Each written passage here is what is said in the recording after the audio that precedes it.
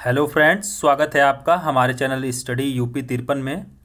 जैसा कि मित्रों, आप सभी मेरी इस बात से अवगत ही होंगे कि हम लोग 67th बीपीएससी जो कि 2022 में लगभग अप्रैल वगैरह के मंथ तक हो जाएगी, अभी तो कोई कंफर्म नहीं है। तो उसी की श्रृंखला में हम लोग 67th बीपीएससी 2022 के लिए टेस्ट सीरीज की श्रृंखला आरंभ किए थे, जिसमें मैंने आपको दृष्टि का जो टेस्ट सीरीज कराया जा रहा है उसका मैंने पहला टेस्ट सीरीज आपको कराया था, जो कि मॉडर्न हिस्ट्री मतलब कि आल हिस्ट्री से रिलेटेड था। और उसी की श्रृंखला में मित्रों जो हमारा ये दूसरा टेस्ट सीरीज है ये दृष्टि का ही है, और जबकि ये वर्ल्ड और इंडिया ज्योग्राफी का है। ठीक है, तो आज उसी की श्रृंखला में हम इसे स्टार्ट करेंगे। अगर आप लोगों को टेस्ट सीरीज अच्छा लग रहा है तो आप लोग प्लीज़ कमेंट बॉक्स में कमेंट करिए, और प्लीज़ दोस्तों ज़्यादा से ज़्यादा लाइक करिए, सब्सक्राइब करिए एंड शेयर करिए, क्योंकि आप लोगों के लिए मैं बहुत मेहनत करता हूँ।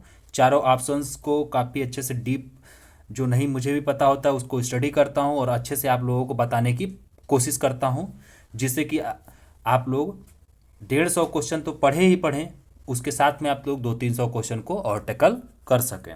तो चलिए हम देर न करते हुए स्टार्ट करते हैं अपने इस टेस्ट सीरीज को। और आप लोगों से एक बात और बता दूं कि जो बच्चे उत्तराखंड पीसीएस के लिए प्रिपेयर कर रहे हैं तो उत्तराखंड पीसीएस का भी प्लेलिस्ट में आप जाइए, वहाँ वीडियो पड़ा हुआ देखिए। और लेखपाल से संबंधित भी आपको कुछ वीडियो प्रोवाइड कराए गए हैं, आप वहाँ जाइए और उसे प्लेलिस्ट में जा करके देख लीजिए। ठीक है, बाकी चलिए हम स्टार्ट करते हैं।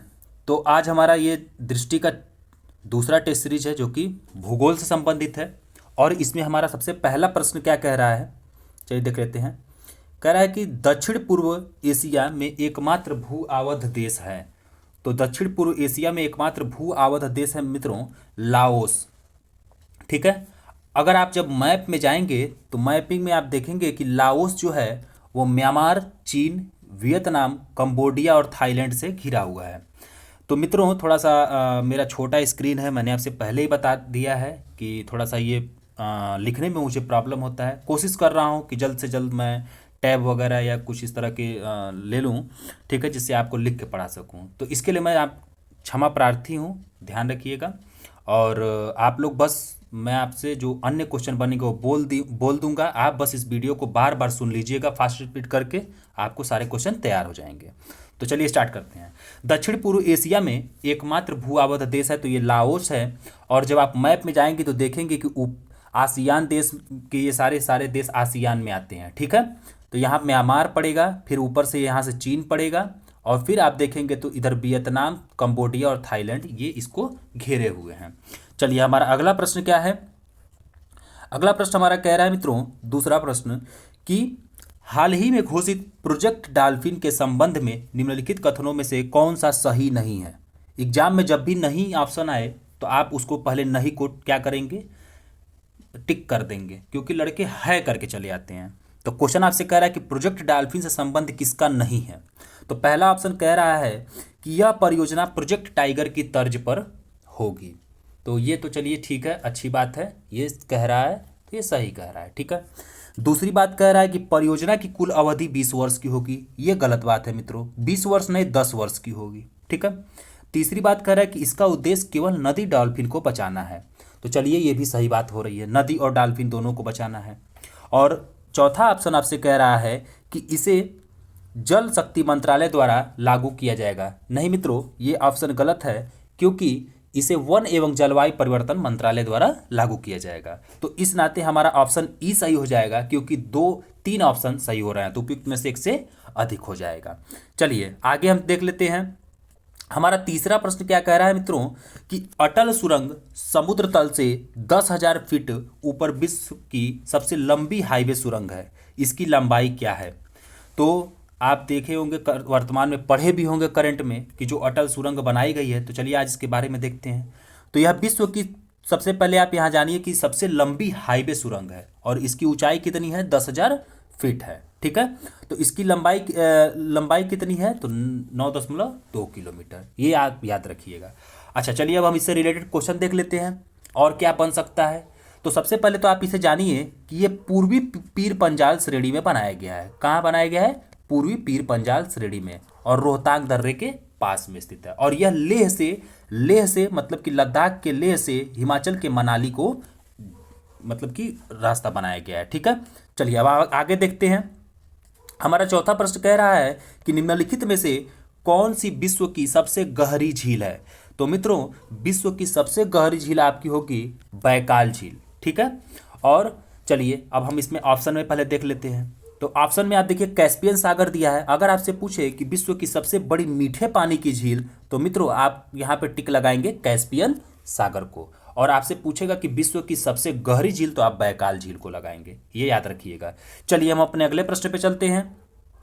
हमारा अगला प्रश्न कह रहा है कि निम्नलिखित में से कौन सा देश कोरल ट्रायंगल इनिशिएटिव का भागीदार नहीं है। तो ये करंट का क्वेश्चन है। ठीक है, तो कोरल ट्रायंगल इनिशिएटिव का भागीदार इसमें से कौन है नहीं है। तो इसमें से मित्रों थाईलैंड नहीं है। ठीक है, बाकी आप देखेंगे तो मलेशिया जो है ये है, इंडोनेशिया भी है, तिमोर लेस्ते भी है, फिलीपींस भी है, और पापुआ न्यू गिनी और सोलेमन द्वीप, ये सारे के सारे इसमें शामिल हैं। ठीक है, चलिए आगे हम चलते हैं।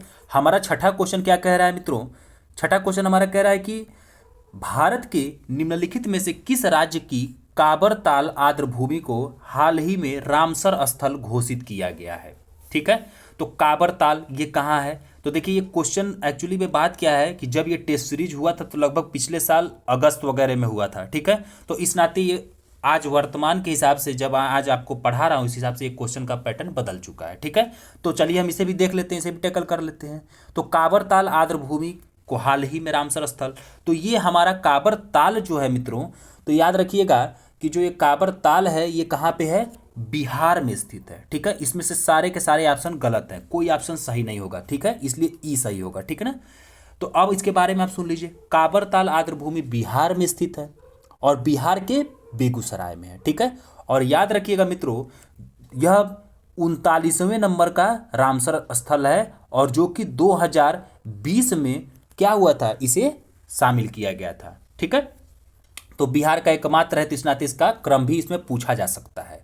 चलिए हम यहाँ देख लेते हैं कि इस काबर ताल आर्द्र भूमि में लगभग बहुत सारे पक्षी तो पाए ही जाते हैं, लेकिन इसमें जो विलुप्त पक्षी हैं जैसे कि लाल सिर वाले गिद्ध और सफ़ेद पीठ वाले गिद्ध ये भी पाए जाते हैं। ठीक है, चलिए अब हम रामसर स्थल से कुछ अपने जो करंट जो भी क्वेश्चन बन सकते हैं उसे हम देख लेते हैं। तो अगर आपसे पूछेगा कभी भी कि टोटल रामसर स्थल की कितने हैं इस समय वर्तमान में, तो यह 47 है, याद रखिएगा। ठीक है, चलिए और आपसे पूछेगा कि सबसे लास्टवां रामसर स्थल कौन सा है, तो यह हैदरपुर है। कौन सा है, हैदरपुर वेटलैंड, जो कि उत्तर प्रदेश में स्थित है। ठीक है, चलिए 2021 में लगभग हमारे 5 रामसर स्थल जोड़े गए हैं। कौन कौन से मैं बोल दे रहा हूं, आप सुन लीजिए। सुल्तानपुर राष्ट्रीय उद्यान जो कि हरियाणा में है, भिड़ावास वन्य जीव अभ्यारण्य ये भी हरियाणा में है, थोल झील वन्य जीव अभ्यारण्य ये गुजरात में स्थित है, बाधवाना क्षेत्र ये भी गुजरात में स्थित है, और आपका जो अभी है हैदरपुर वेटलैंड जो सबसे लास्ट है वो यूपी में है। ठीक है, तो ये इतने सारे आपको 2021 में शामिल रामसर में जो भी हैं आर्द्र भूमि स्थल हैं। तो आपसे कभी भी मिलान करने को दे सकता है, तो आप इसको याद रखिएगा। अच्छा, सबसे पहला रामसर स्थल हमारा कौन सा शामिल हुआ था, तो उड़ीसा का जो चिल्का झील है ये 1981 में इसको शामिल किया गया था। ये भी याद रखिए क्योंकि यहाँ पूछा जा सकता है, कुछ भी पूछा जा सकता है। तो आपको मैंने पहले ही बताया कि मैं लिख नहीं रहा हूँ क्योंकि मेरे साथ प्रॉब्लम है, और जल्दी उस प्रॉब्लम को मैं दूर कर लूँगा। तो आप मेरे इस बात को बस सुन लीजिएगा। ठीक है, अगला क्वेश्चन है कि निम्नलिखित में से किस देश का क्षेत्रफल सबसे अधिक है। देखिए यहाँ सबसे पहली बात तो ये पूछ दिया, तो इसके हिसाब से तो है संयुक्त राज्य अमेरिका। ऑप्शन के हिसाब से संयुक्त राज्य अमेरिका है, लेकिन मैं आपको यहाँ पूरा बताऊंगा। ठीक है, और आप उसे याद रखेंगे। तो मित्रों देखिए, सबसे बड़ा क्षेत्रफल की दृष्टि से अगर हम देखें तो रूस है, उसके बाद से कनाडा हो जाता है, उसके बाद से अमेरिका हो जाता है। अमेरिका मतलब कि यूएसए, संयुक्त राज्य अमेरिका। ठीक है, तो ये तीसरे नंबर वाला दे दिया था जबकि इसमें सबसे बड़ा है, इसलिए ऐसा ही हो गया। चौथे पे चीन है, पांचवें पे ब्राजील है, छठे पे ऑस्ट्रेलिया है, और सातवें पे हमारा भारत आता है, और आठवें पे अर्जेंटीना, और नौवें पे कजाकिस्तान, और 10वें पे अल्जीरिया है। ठीक है, तो आप इन नामों को मैप में एक बार जरूर देख लीजिएगा। ठीक है, तो आपको किसी भी नाम से कहीं से भी आपको दे तो आप क्वेश्चन को टैकल कर सके। चलिए अगला हमारा है 8वां नंबर, क्वेश्चन कह रहा है कि किस देश में हाल ही में पर्यावरणीय आपातकाल की स्थिति की घोषणा की गई। तो मित्रों ये हमारे मॉरिशस में हुआ था। एक्चुअली में हुआ क्या कि जापान से एक जहाज आ रही थी, पानी की जहाज थी, उसमें काफ़ी ज़्यादा ऑयल भरे हुए थे और वो टकरा गई, जिसके कारण ऑयल का काफ़ी रिसाव हो गया समुद्र में। तो इस नाते वहाँ की जो भी पर्यावरण परिस्थिति की जो भी सारी चीज़ें थी उनको बड़ा नुकसान हुआ है। तो इसीलिए यहाँ पे पर्यावरणीय आपातकाल की स्थिति लागू की गई है। ठीक है, चलिए यहाँ से कोई अन्य क्वेश्चन तो हमारा बनता नहीं है। चलिए हम आगे चलते हैं। 9वां नंबर हमारा प्रश्न क्या कह रहा है कि निम्नलिखित में से किस वर्ष पर्यावरण संरक्षण अधिनियम पारित किया गया। तो मित्रों याद रखिए कि पर्यावरण संरक्षण अधिनियम जो है हमारा ये 1986 में पारित किया गया। चलिए मैं आपको यहाँ याद करा देता हूँ। अगर आपसे कभी भी पूछे कि वन्य जीव अधिनियम कब पारित किया गया तो 1972 आप लगाएंगे टिक। ठीक है, और आपसे पूछे सिर्फ वन अधिनियम कब पारित किया गया तो आप 1980 लगाएंगे। लेकिन आपसे पूछे पर्यावरण संरक्षण अधिनियम तो आप 1986 लगाएंगे। अब बताइए मित्रों कि मैंने आपको यहाँ से 3 क्वेश्चन टैकल कराया। अब बताइए आप और भी तो बेस्ट टेस्ट सीरीज कराते होंगे, उसमें कोई दो राय नहीं है, लेकिन मैं अपनी तरफ से पूरा प्रयास करता हूं कि आपको ज़्यादा से ज़्यादा दे सकूं। ठीक है, चलिए तो आपको ये तीनों मैंने बता दिया और आप सुन भी लिए होंगे। ठीक है, आप ईयरफोन लगाइए, फास्ट स्पीड में इसको सुन लीजिएगा। चलिए 10वें प्रश्न पे हम आते हैं। 10वां प्रश्न कह रहा है कि निम्नलिखित में से कौन सा विश्व का सबसे छोटा महासागर है। तो मित्रों चलिए हम देखते हैं सबसे छोटा महासागर विश्व का कौन है। ठीक है, तो आइए देखते हैं। तो इस क्वेश्चन में अगर हम देखेंगे तो हमारा जो आर्कटिक महासागर हो जाएगा मित्रों, ये विश्व का सबसे छोटा महासागर हो जाएगा। ठीक है, चलिए अब हम देख लेते हैं महासागरों का क्रम। तो अगर हम आपको महासागरों का क्रम देखें तो प्रशांत महासागर जो है ये सबसे बड़ा होगा, और उसके बाद से हो जाएगा अटलांटिक महासागर, और फिर हिंद महासागर तीसरे नंबर का हो जाएगा, और चौथे नंबर का तो आपको मैंने बताया आर्कटिक, और चौथे नंबर पे आपका हो जाएगा दक्षिणी महासागर, और 5वें नंबर पे आपका हो जाएगा आर्कटिक। ठीक है, तो ये महासागरों का क्रम है। आपको जैसे भी ऑप्शन में रखे आप उसके हिसाब से कोरिलेट कर दीजिएगा। ठीक है, तो आप मेरी बोली हुई चीज़ों को लिख भी सकते हैं, लिख करके भी आप इसे याद कर लीजिएगा। चलिए 11 नंबर प्रश्न कर रहा है कि निम्नलिखित में से किस स्थान पर भारत का पहला केंद्रीय पुलिस विश्वविद्यालय स्थापित किया जाएगा। तो किस स्थान पर स्थापित किया जाएगा भाई, चलिए देख लेते हैं। तो यह ग्रेटर नोएडा में स्थापित किया जाएगा। चलिए यहाँ से कोई और प्रश्न बनने वाला नहीं है क्योंकि करंट का था। 12 नंबर प्रश्न को हम देखते हैं मित्रों।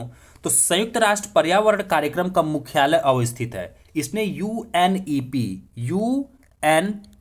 का कार्यालय पूछ लिया है, मुख्यालय। यूएनईपी का फुल फॉर्म होता है मित्रों यूनाइटेड नेशन इन्वायरमेंट प्रोग्राम, जो कि इन्वायरमेंट से संबंधित होता है। ठीक है, तो इसका मुख्यालय मित्रों नैरोबी में है, और ये नैरोबी है कहाँ, केन्या में स्थित है। और अगर हम आपसे पूछे केन्या कहाँ है तो यह अफ्रीका महाद्वीप का एक देश है। ठीक है, तो आप यहाँ जानिए। अच्छा, इसका गठन कब किया गया था, यह भी कई बार एग्जाम में पूछ लेता है। तो इसका गठन किया गया था मित्रों 5 जून 1972 को। ठीक है, और आपको पता ही है कि 5 जून को हम लोग क्या मनाते हैं, विश्व वन पर्यावरण दिवस मनाते हैं। देखिए थोड़ा सा मैं कंफ्यूज हो गया था। चलिए आगे चलते हैं।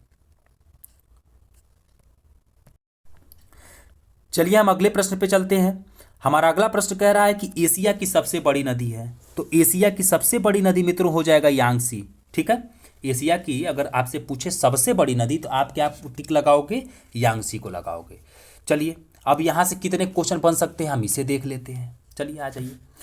यांगसी का सबसे पहले तो आप लंबाई जानिए, क्योंकि एशिया की सबसे बड़ी नदी है तो पूछ सकता है, तो 6300 किलोमीटर। ठीक है, एक क्वेश्चन तो आपका ये बन गया। दूसरा चीज मित्रों, एशिया की सबसे बड़ी नदी तो यांगसी है ही, दूसरे नंबर की नदी है पील नदी, और तीसरे नंबर की नदी है ये लीना नदी, और चौथे नंबर पे आपकी सिंधु नदी आती है। ठीक ना, और आपको पता है कि सिंधु नदी जो कि हमारे भारत से है, तो यहाँ से भी क्वेश्चन बन सकता है कि एशिया की चौथी सबसे लंबी नदी कौन सी है, और इसकी लंबाई पूछा जा सकता है क्योंकि एक बार पूछा भी गया है। तो 2880 किलोमीटर ये सिंधु की लंबाई है। ठीक है, इतने क्वेश्चन यहाँ से बन गए।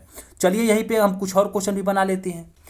अगर आपसे पूछेगा विश्व के परिदृश्य में कि विश्व की सबसे लंबी नदी, तो आप कहोगे नील को।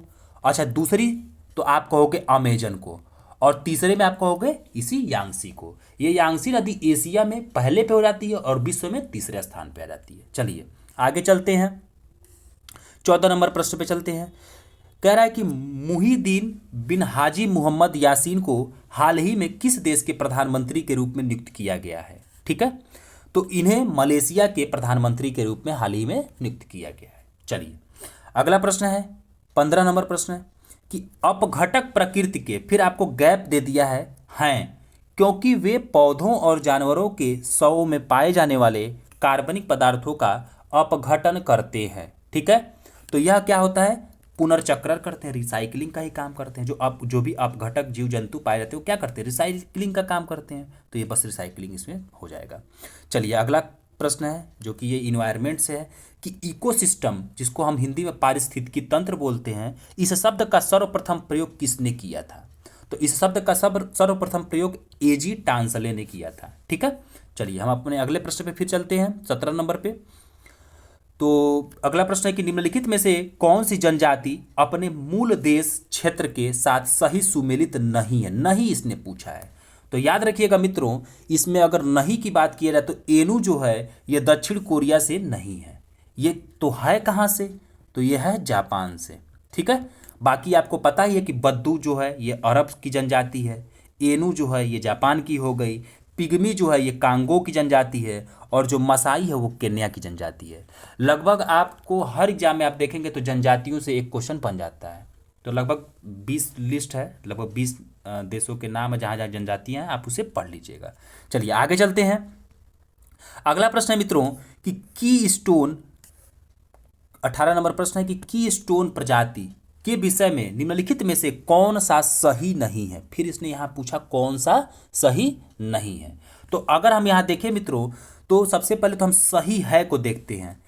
लिखा है कि ये ऐसे जीव हैं जो संपूर्ण पारिस्थितिकी तंत्र को परिभाषित करने में मदद करते हैं। ये बिल्कुल सही है। ठीक है, दूसरा है कि जानवरों और पौधों से लेकर बैक्टीरिया और कवक तक कोई भी जीव की स्टोन प्रजाति हो सकता है। ये भी बात ये सही कह रहा है। ठीक है, अच्छा आगे देखते हैं। तीसरी बात ये क्या कह रहा है कि की स्टोन प्रजाति में कार्यात्मक अतिरेक कम होता है। ये भी सही कह रहा है। और चौथा कह रहा है कि की स्टोन प्रजातियों के बिना पारिस्थितिकी तंत्र नाटकीय रूप से अलग होगा या पूरी तरह से अस्तित्व में नहीं होगा। ये भी बात सही कह रहा है, मतलब कि चारों का चारों ऑप्शन सही है। और आपसे पूछा है कि इसमें से कौन सा सही नहीं है, तो इस नाते ये ई सही हो जाएगा, क्योंकि आपको पता है कि ई में उपयुक्त में से कोई नहीं भी ऑप्शन देता है और उपयुक्त में से एक से अधिक दे देता है। ठीक है, तो इस नाते उपयुक्त में से कोई नहीं मतलब ई सही हो जाएगा। ठीक है, चलिए अब हम आगे देखते हैं। 19 नंबर प्रश्न कह रहा है कि निम्नलिखित भारतीय पक्षियों में से कौन गंभीर रूप से लुप्त प्राय नहीं है। जब भी नहीं का प्रश्न आए, आजकल एग्जाम में नहीं के प्रश्न ज्यादा आ रहा है तो आप उसे अंडरलाइन कर लोगे। ठीक है, ये आपका सबसे सरल तरीका होगा क्वेश्चन टैकल करने का। तो आपसे पूछा है कि कौन गंभीर रूप से इसमें से लुप्त प्राय नहीं है। अब आप बताओ कौन सा लुप्त प्राय नहीं है। तो अगर हम देखेंगे तो जो जंगली उल्लू है ये भी गंभीर रूप से लुप्त प्राय है, साइबेरियन क्रेन भी लुप्त प्राय है गंभीर रूप से, भारत का जो गिद्ध पाया जाता है भारतीय गिद्ध ये भी गंभीर रूप से लुप्त है, और ग्रेट इंडियन बस्टर्ड भी ये गंभीर रूप से क्या है, लुप्त पक्षी है। तो इस नाते हमारा यहाँ पे ऑप्शन ई सही हो जाएगा कि उपयुक्त में से कोई नहीं वाला। चलिए आगे चलते हैं, 20 नंबर प्रश्न पे चलते हैं मित्रों। कह रहा है कि पारिस्थितिकी पदचिन्ह को परिभाषित किया गया है। तो पारिस्थितिकी पदचिन्ह को किससे परिभाषित किया गया है, पृथ्वी के पारिस्थितिकी तंत्र पर मानवीय मांग की माप के रूप में। ठीक है, चलिए आगे चलते हैं। 21 नंबर हमारा प्रश्न कह रहा है कि निम्नलिखित में से कौन हिमालय की उपश्रेणी नहीं है। इसने पूछा उपश्रेणी नहीं है, और नाम ऐसा ऐसा दे दिया है इसने कि जो थोड़ा सा कुछ बच्चे नहीं भी जानते होंगे। तो याद रखिए, चलिए देखते हैं तो कौन सी उपश्रेणी नहीं है। तो सह्याद्री जो है ये उपश्रेणी नहीं है। आपको पता होगा जब आप भूगोल पढ़े होंगे तो ये पश्चिमी घाट की एक श्रेणी है, तो ये सह्याद्री हो गया। चलिए वो पश्चिमी घाट में चला गया। अब आ जाइए, चलिए देखते हैं इससे रिलेटेड हम 3 प्रश्न कि इससे क्या बन सकता है। तो आप देखेंगे दोस्तों, जो हम महान हिमालय बोलते हैं उसी को हिमाद्री हिमालय भी बोल देते हैं। ठीक है, और जो आप मध्य हिमालय बोलते हैं उसको हिमाचल हिमालय भी बोल देते हैं, और जो आप शिवालिक हिमालय को बाह्य हिमालय भी बोल देते हैं। तो ये नाम का अलग अलग है, बाकी सारी चीज़ें एक ही हैं, तो ये याद रखिएगा। चलिए 22 नंबर प्रश्न पे हम चलते हैं। 22 नंबर प्रश्न हमारा करेक्ट, निम्नलिखित में से कौन पारिस्थितिकी अनुक्रमण की प्रावस्था है। तो पारिस्थितिकी अनुक्रमण की कौन सी प्रावस्था है? तो इसमें आप मित्रों देखेंगे कि उपयुक्त में से सभी के सभी क्या होंगे कि पारिस्थितिकी प्रावस्था रहेंगे, आस्थापन भी, स्पर्धा भी, वनस्पति रहित भी और स्थिरीकरण भी। ठीक है, तो इसलिए ई ऑप्शन सही हो जाएगा यहाँ। चलिए आगे चलते हैं। 23 नंबर हमारा प्रश्न कह रहा है मित्रों कि बेतला राष्ट्रीय उद्यान निम्नलिखित में से किस भारतीय राज्य में अवस्थित है? तो इसने पूछा कि बेतला राष्ट्रीय उद्यान, तो ये मित्रों झारखंड में स्थित है। ठीक है, चलिए हम अपने अगले प्रश्न पे चलते हैं। तो हमारा अगला प्रश्न देखिए क्या कह रहा है। 24 नंबर प्रश्न हमारा क्या कह रहा है मित्रों कि निम्नलिखित में से कौन सी गैस ग्लोबल वार्मिंग के लिए उत्तरदायी नहीं है?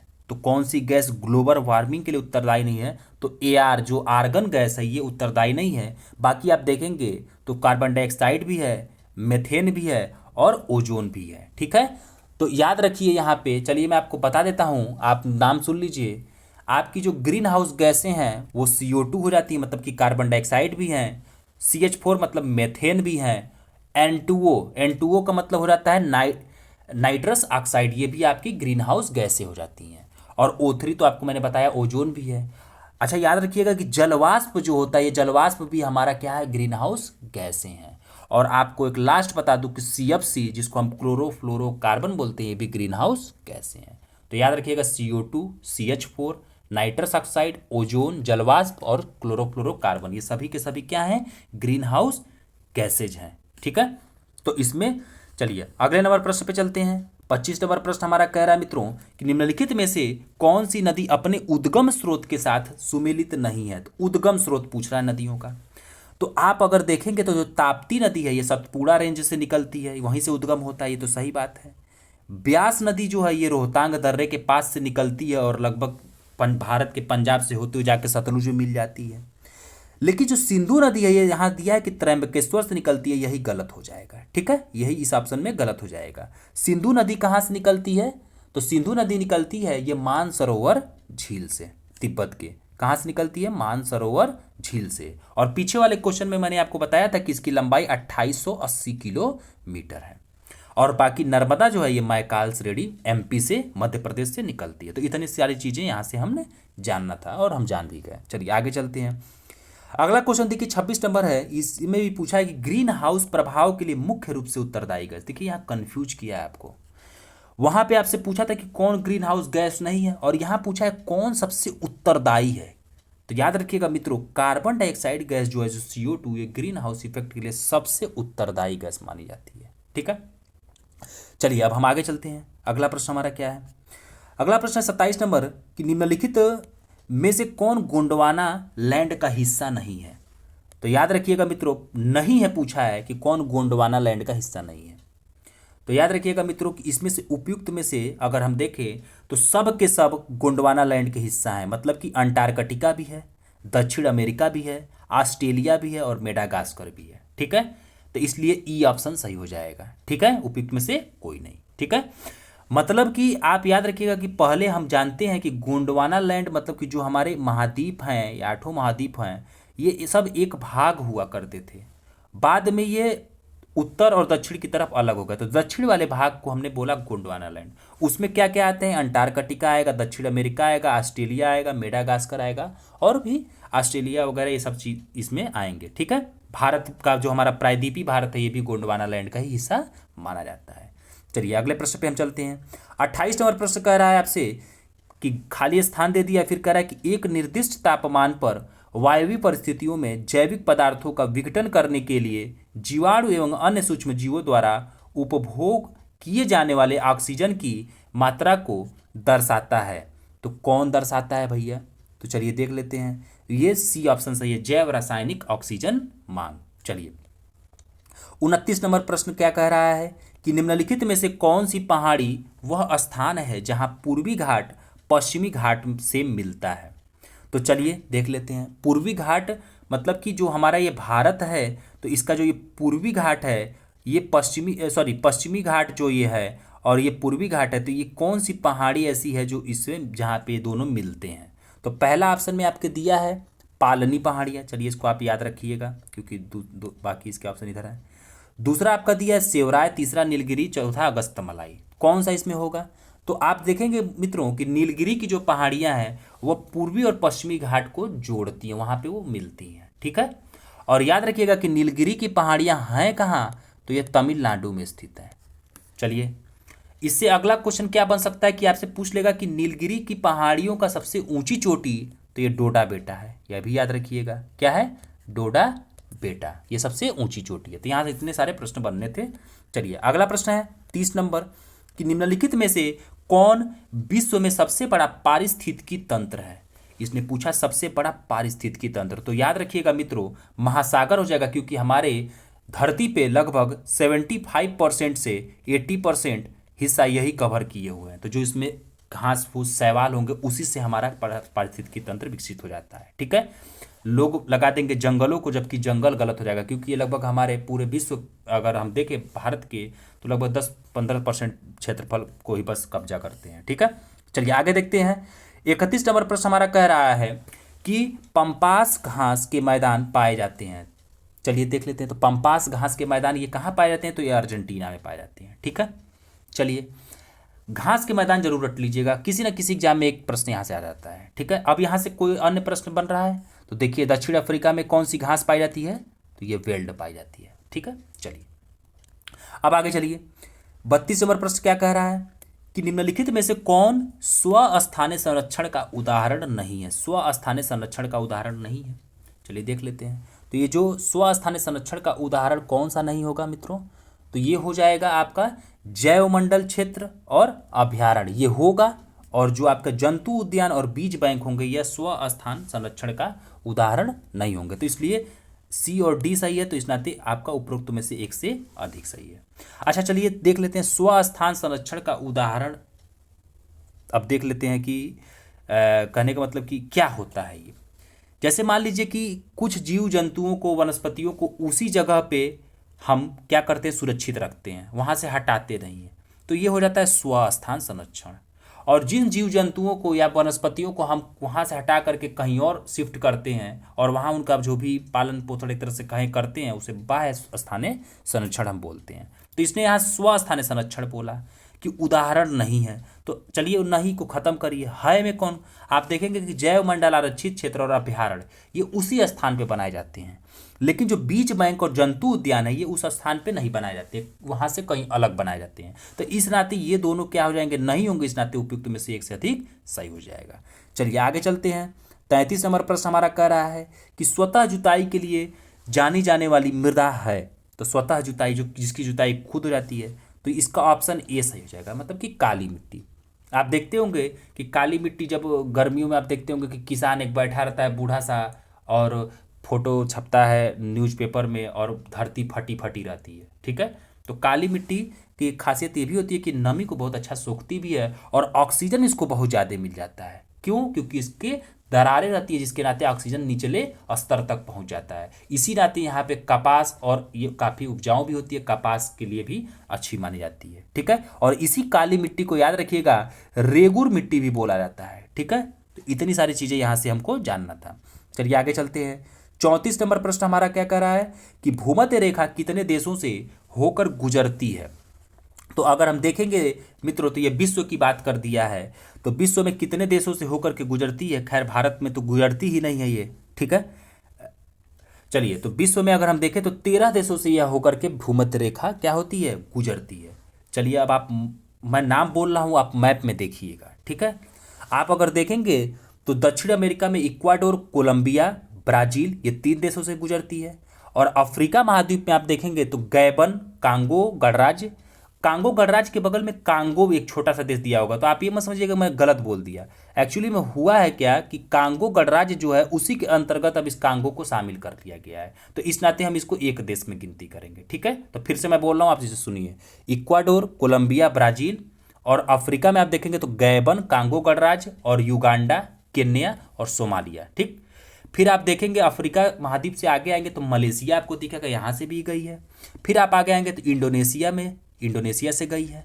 फिर इंडोनेशिया के आगे सबसे लास्ट में आप आएंगे तो किरीबाती से गई है, और उसके आगे साओ टोम और प्रिंसेप, मतलब कि 13 जगहों से क्या है हमारी भूमध्य रेखा बोलिए, 0 डिग्री बोलिए, ये गुजरी हुई है, ठीक है। तो इसलिए 13 आंसर सही हो जाएगा। बाकी मैं आपको एक तरह से वर्क दे रहा हूँ, आप कर्क और वो मकर रेखा के बारे में आप जानकारी प्राप्त करिएगा। ठीक है, अब आपसे मान लीजिए सपोज करिए आपसे क्वेश्चन यहाँ घुमा दे कि निम्नलिखित भूमध्य रेखा किन 3 महाद्वीपों से गई है, तो मोटा मोटा आप जानेंगे कि दक्षिण अमेरिका, अफ्रीका और एशिया। ठीक है, अगर आपसे पूछ ले कि किन 3 महासागरों से गुजरी है, तो आपको पता है कि अटलांटिक पड़ेगा, फिर हिंद पड़ेगा और फिर प्रशांत पड़ेगा। ठीक है, तो इतनी सारी चीज़ें आप इसमें जानिए।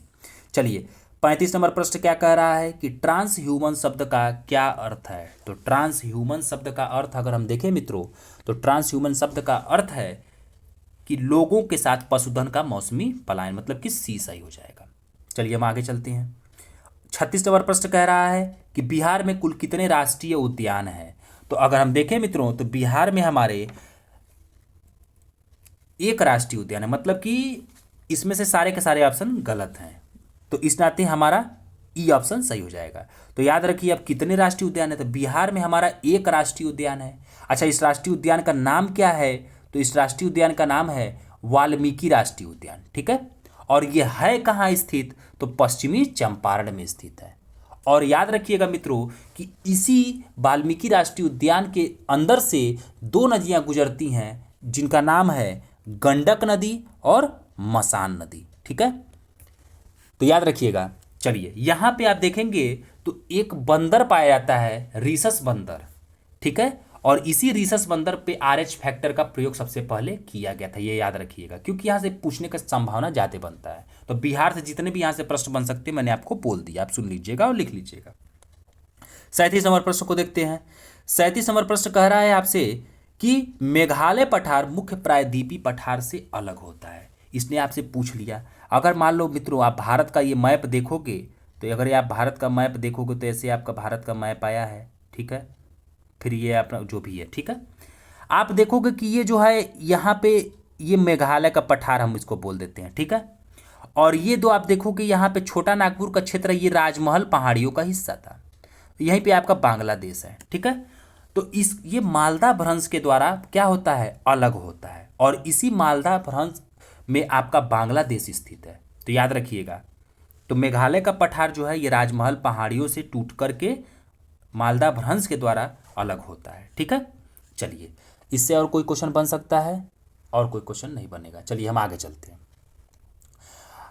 आगे चलते हैं तो 38 नंबर प्रश्न हमारा कह रहा है कि निम्नलिखित में से किस परिघटना के साथ बिग बैंग थ्योरी संबंधित है। तो आपको पता है मित्रों बिग बैंग थ्योरी जो कि हमारे ब्रह्मांड की उत्पत्ति से संबंधित, इसलिए सी सही हो जाएगा यहाँ पे।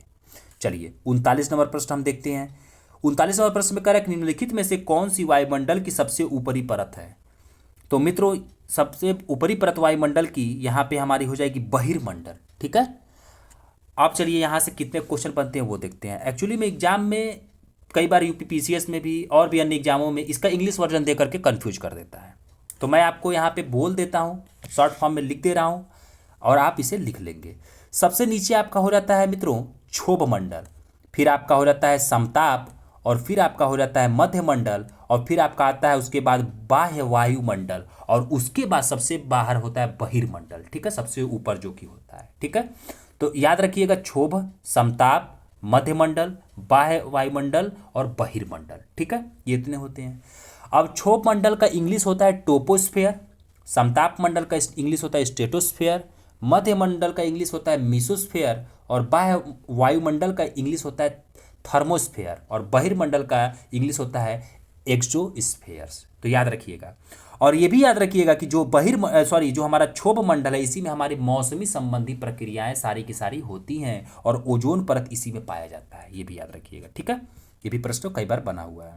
चलिए आगे चलते हैं। 40 नंबर प्रश्न क्या कह रहा है कि बिहार के निम्नलिखित जिलों में से कौन सा एक नेपाल की सीमा को स्पर्श नहीं करता है।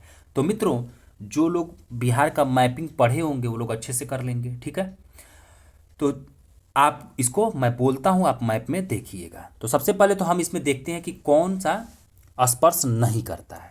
तो याद अगर आप देखेंगे तो पश्चिमी चंपारण, सुपौल, सीतामढ़ी और किशनगंज ये सभी के सभी नेपाल को स्पर्श करेंगे। इसके अलावा भी अन्य कई जिला हैं। ठीक है, तो तो इस नाते यहाँ ई ऑप्शन सही हो जाएगा, उपयुक्त में से कोई नहीं। ठीक है, तो मतलब कि आप इसे मैप में देखिएगा तभी आप इसे समझ पाएंगे, इसे रटने की कोशिश मत करिएगा।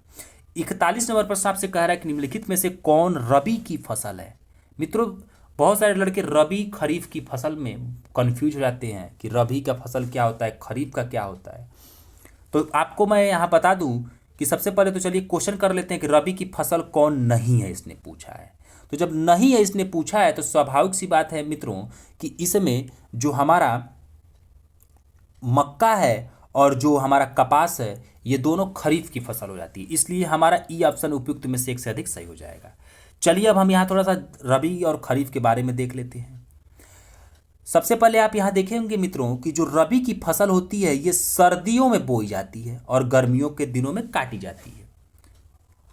तो इसमें हमारे कौन कौन सी फसल आती हैं, गेहूं आता है, चना आता है, जैसे जौ हो गया, जई हो गया, आलू हो गया, सरसों हो गया, अलसी हो गया, सूरजमुखी, धनिया, जीरा हो गया। ठीक है, और खरीफ की फसल जो कि गर्मी में बोई जाती है और ठंडी में काटी जाती है, तो इसमें आप देखेंगे कि धान हो गया, मक्का हो जाता है, ज्वार, बाजरा, कपास, गन्ना, मूंगफली और दाल आदि शामिल हो जाते हैं।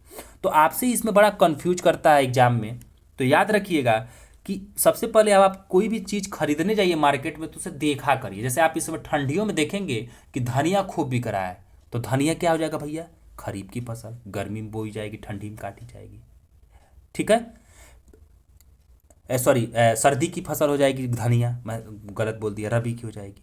आलू आप देख रहे होंगे इस समय नया नया आलू आ रहा होगा, तो स्वाभाविक सी बात है सर्दी का हो जाएगा। और गेहूं के फसल में आप देख रहे होंगे सरसों भी उग रहा होगा। तो इस तरह से आप इलिमिनेट करके इनको याद कर लीजिए, क्योंकि हर एग्जाम में एक प्रश्न यहाँ से बन जाता है। तो मैं आपको पूरा बता दिया हूँ, बाकी आप याद करने की जिम्मेदारी आपकी है। चलिए 42 नंबर प्रश्न कह रहा है कि रिंग ऑफ फायर कहाँ स्थित है। तो आपसे पूछ लिया कि रिंग ऑफ फायर कहाँ स्थित है, तो मित्रों आप प्रशांत महासागर में देखेंगे कि रिंग ऑफ फायर स्थित है। यह कई देशों से बीच में स्थित है रिंग ऑफ फायर, और यहीं पे हमारे लगभग 90% भूकंप यहीं पे आते हैं और चक्रवात भी लगभग यहीं पे अधिकतर आते हैं। ठीक है, तो इतना याद रखिएगा।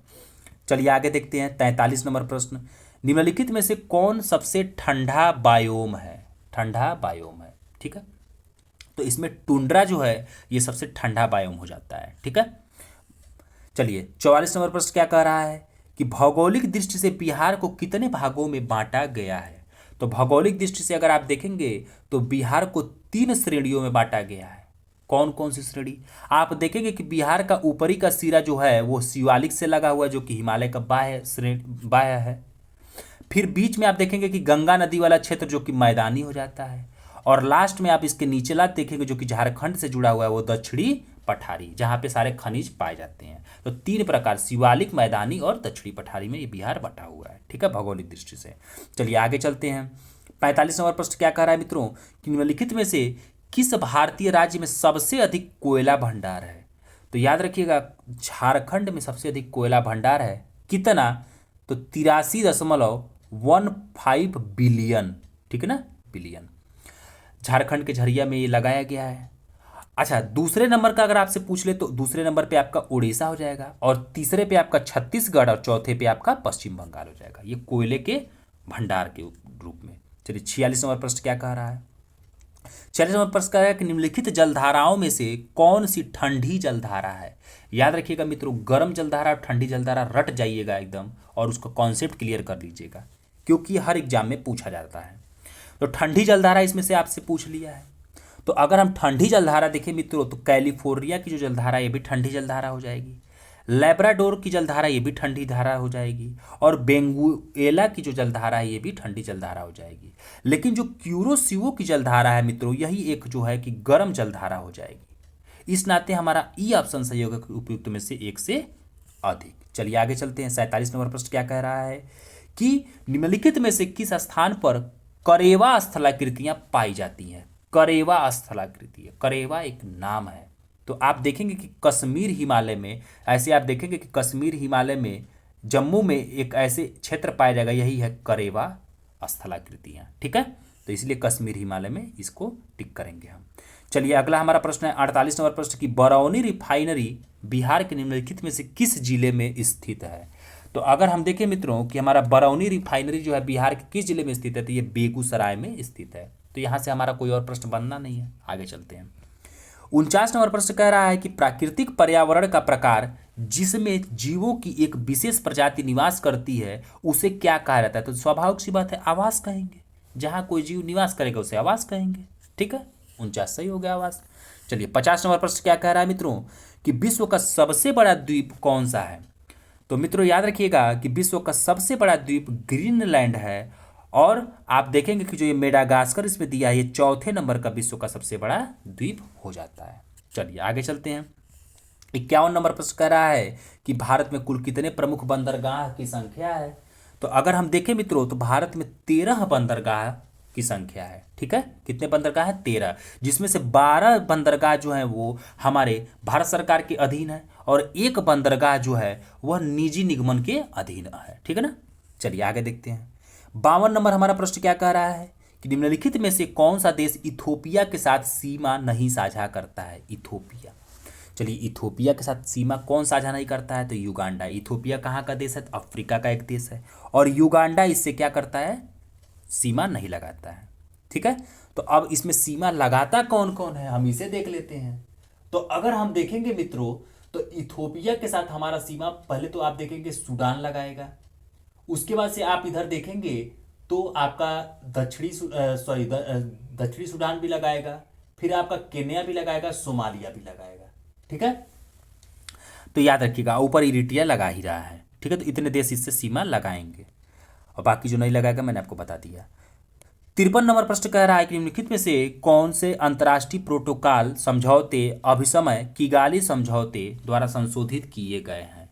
तो किगाली समझौते द्वारा संशोधित किए गए हैं। तो जो आपका मॉन्ट्रियल प्रोटोकॉल है ये किगाली समझौते के द्वारा संशोधित किया गया था। ठीक है, चलिए अब हम यहाँ से जो प्रश्न बनेंगे उसे देख लेते हैं। सबसे पहले तो मित्रों मॉन्ट्रियल प्रोटोकॉल किससे संबंधित है आपसे पूछ लिया जाता है, तो यह ओजोन से संबंधित है। ठीक है, दूसरी चीज यह 1987 में ये प्रोटोकॉल को बनाया गया था। ठीक है, जो भी था मीटिंग करके इसमें बात किया गया था जो हाइड्रोफ्लोरिक कार्बन HFC जो है इसको 2045 तक लगभग 197 देशों ने सहमति दिया था कि हम इसको कम करने का प्रयास करेंगे। ठीक है, तो यहाँ से इतने प्रश्न बन गए। ठीक है, चलिए अब अगला प्रश्न हमारा इसमें से क्या बन सकता है कि क्योटो प्रोटोकॉल। तो क्योटो प्रोटोकॉल क्या होता है? तो ये जलवायु परिवर्तन से संबंधित है। याद रखिएगा किससे संबंधित है? जलवायु परिवर्तन से। चलिए इसमें अगला हमको प्रश्न क्या फिर बन सकता है ये भी देख लेते हैं। अगला पेरिस समझौता, स्टॉकहोम कन्वेंशन, इससे हमारा कोई उतना प्रश्न नहीं बनता है, इसे हम छोड़ देंगे। ठीक है, चलिए 54 नंबर प्रश्न क्या कह रहा है मित्रों कि हाल ही में समाचारों में रहा नीस क्या है? नीस स्थित है, तो सॉरी नीस जो है यह फ्रांस का क्या है? एक शहर है और ये स्थित है। तो बस ये समाचार में रहा इस नाते यहाँ पूछ लिया गया। ठीक है, चलिए 55 नंबर प्रश्न क्या कह रहा है कि निम्नलिखित में से कौन सा बांध अपने स्थान के साथ सही सुमेलित नहीं है? नहीं पूछा है इसने। तो आप देखेंगे मित्रों कि जो उकाई बांध है ये महाराष्ट्र में नहीं है। सबसे पहले तो ये गलत है। तो है कहाँ ये? तो ये है गुजरात में। और किस नदी के किनारे है? तो तापी नदी के किनारे। अच्छा दूसरा देखें हीराकुंड बांध, ये पंजाब दिया, ये भी गलत है। ये है कहाँ? उड़ीसा में है और ये किस नदी पे है? महानदी पे है। अच्छा तीसरा है बगलिहार बांध, तो ये भी गलत है, हिमाचल प्रदेश में नहीं है। ये कहाँ है? जम्मू एंड कश्मीर में है और ये चेनाब नदी पे है। तो जो हमारा चौथा ऑप्शन है पंचेत बांध, ये झारखंड में स्थित है। ठीक है, तो ये तो सही है और ये किस नदी के किनारे है? तो दामोदर नदी पे। ठीक है, तो इस नाते हमारा 3 ऑप्शन क्या हो जाएंगे? गलत हो जाएंगे, जिसके नाते हमारा ई ऑप्शन सही हो जाएगा। याद रखिएगा आप। ठीक है मित्रों, तो चलिए तो सही नहीं है मतलब ABC सही नहीं है, मतलब कि उपरोक्त में से एक से अधिक सही नहीं है। ठीक है, तो अब बाकी मैंने आपको बोल दिया, आप उसे नोट कर लिए होंगे। 56 नंबर प्रश्न क्या कह रहा है कि निम्नलिखित देशों में से कौन विश्व में स्वर्ण का सबसे बड़ा उत्पादक? सोने का सबसे बड़ा उत्पादक आपका चीन है जो कि पहले नंबर पे है। अगर हम दूसरे नंबर पे देखें तो रूस है, तीसरे नंबर पे देखें तो ऑस्ट्रेलिया है जो सोने का उत्पादन ये का क्रम है। ठीक है, अगला प्रश्न है 57 नंबर की वन्य जीव संरक्षण अधिनियम किस वर्ष पारित किया गया? तो मैंने आपको पीछे ही बताया कि 1972 में वन्य जीव संरक्षण अधिनियम पारित किया गया, वन संरक्षण अधिनियम 1980 में पारित किया गया और पर्यावरण संरक्षण अधिनियम 1986 में पारित किया गया। ठीक है, 58 नंबर प्रश्न क्या कह रहा है कि क्षेत्रफल की दृष्टि से भारत का विश्व में निम्नलिखित में से कौन सा स्थान है। तो मैंने आपको बताया था अभी पीछे कि क्षेत्रफल की दृष्टि से भारत 7वां स्थान है, लेकिन यहाँ ऑप्शन में 7वां नहीं दिया, इस नाते ई ऑप्शन सही हो जाएगा। ठीक है, तो आप याद रखेंगे कि क्षेत्रफल की दृष्टि से मैंने आपको पीछे नाम बोल दिया है। अगर कहेंगे आप तो एक बार मैं आपको और नाम बोल दूंगा। तो चलिए एक बार और आपको नाम बोल देता हूँ क्षेत्रफल की दृष्टि से, तो आप इस नाम को याद रखेंगे।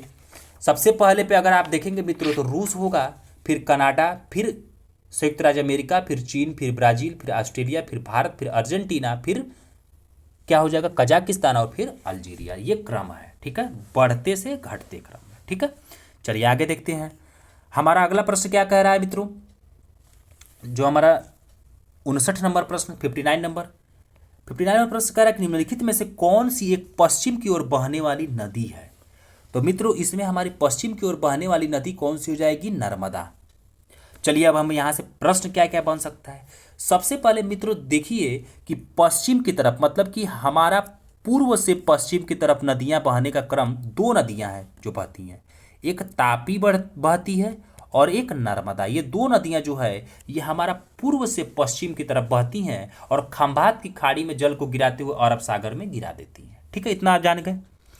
अब आप एक चीज़ जानिएगा कि जो दामोदर चलिए यहाँ से हटाइए, इस वो अगले क्वेश्चन में हम आपको वहाँ से बता देंगे। यहाँ से जितना जानकारी चाहिए थी उतना आप देख लीजिए। चलिए आगे चलिए 60वां नंबर प्रश्न को चलते हैं।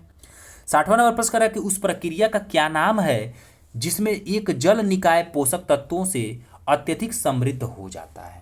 तो यह सुपोषण, क्योंकि किसी को भी हम पोषण देंगे तो वो हो जाएगा सुपोषित। ठीक है, अगला प्रश्न 61 नंबर की महानदी, इसमें महानदी इसने गलत दे दिया है मित्रों, यहाँ पे मतलब कि टाइपिंग में गलती है, यहाँ पे हो जाएगा मंदाकिनी। ठीक है, क्या हो जाएगा, मंदाकिनी।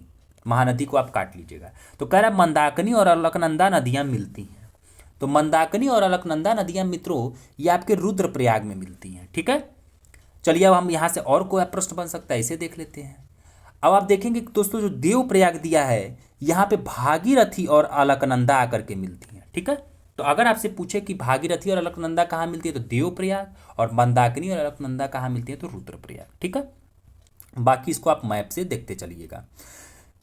चलिए 62 नंबर प्रश्न कर रहा है कि भारत के निम्नलिखित में से किस राज्य में नाथुला दर्रा स्थित है। तो याद रखिएगा मित्रों कि सिक्किम में हमारा नाथुला दर्रा स्थित है। ठीक है, नाथुला भी स्थित सिक्किम में ही है और जेलेपला भी अगर आपसे पूछे तो ये भी हमारा कहाँ है, सिक्किम में स्थित है। इसी नाथुला दर्रे से हमारा चीन और भारत का क्या हो जाता है, व्यापार होता है। ठीक है, चलिए 63 नंबर प्रश्न कह रहा है कि बिहार के निम्नलिखित में से किस जिले में सर्वाधिक वर्षा होती है। तो बिहार में अगर हम देखेंगे तो हमारे दक्षिणी पूर्वी मानसून से अगर हम देखें तो किशनगंज, बिहार का जो किशनगंज है यहाँ सबसे ज़्यादा वर्षा दर्ज की जाती है।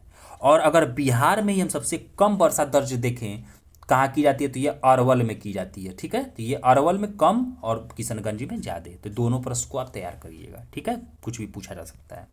64 नंबर प्रश्न आपका कह रहा है कि निम्नलिखित में से कौन सी एक अल्पकालिक नदी है। अल्पकालिक नदी मतलब कि कुछ समय के लिए, मतलब कि जा करके लुप्त हो जाती है। ठीक है, तो आप देखेंगे तो ये जो लूनी नदी जो कि राजस्थान से निकल के राजस्थान में ही कच्छ, गुजरात में कच्छ की खाड़ी में जाकर के लुप्त हो जाती है, पता ही नहीं चलता है कहाँ जाती है।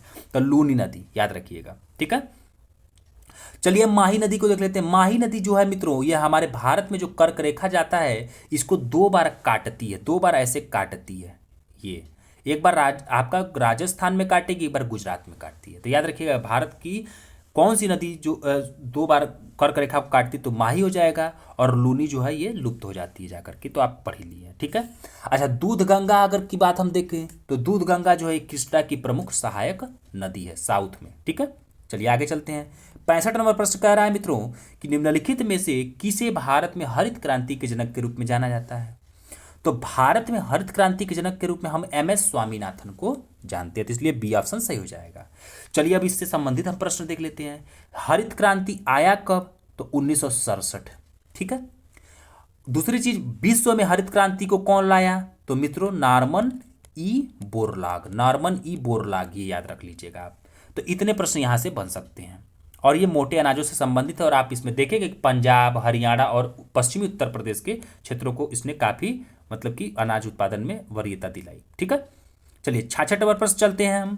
66 नंबर प्रश्न कह रहा है कि निम्नलिखित में से कौन सा वह कारक नहीं है जो किसी क्षेत्र की जलवायु को नियंत्रित करता है।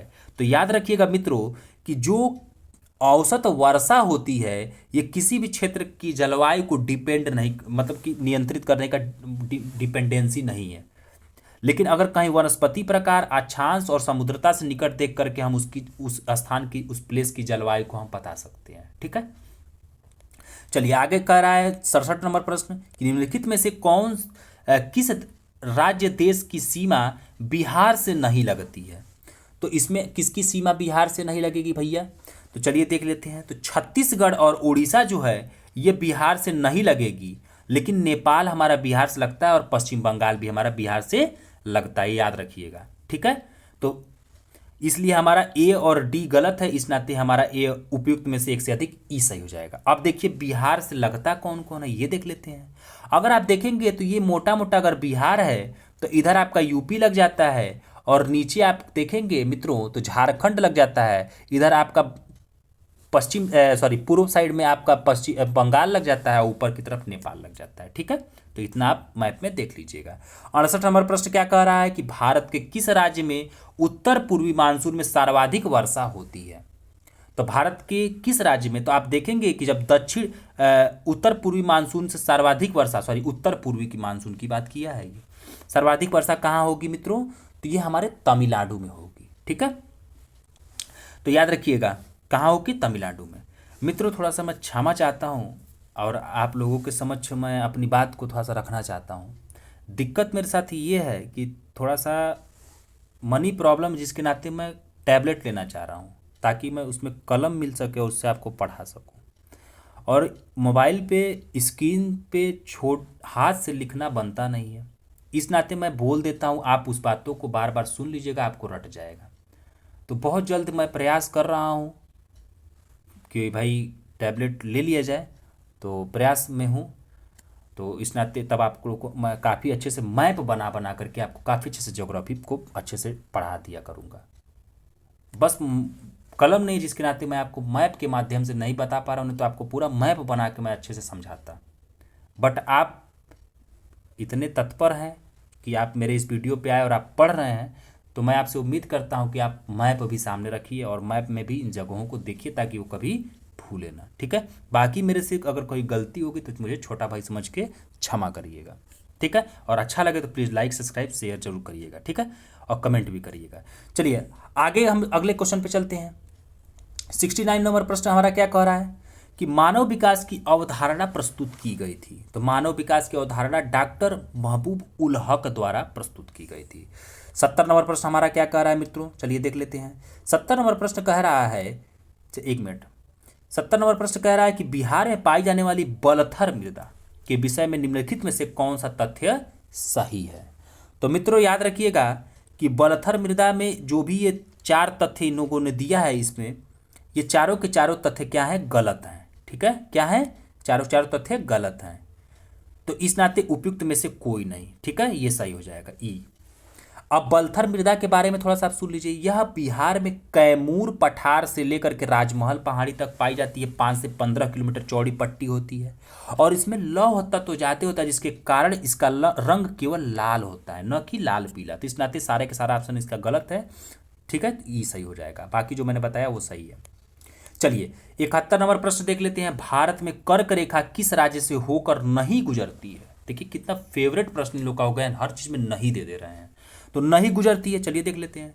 तो स्वाभाविक सी बात है, हमें साफ साफ पंजाब और बिहार दिख रहा है, यहां से हमारा क्या होगा, कर्क रेखा नहीं गुजरेगी। ठीक है, बाकी मध्य प्रदेश से भी गुजरती है और त्रिपुरा से भी गुजरती है।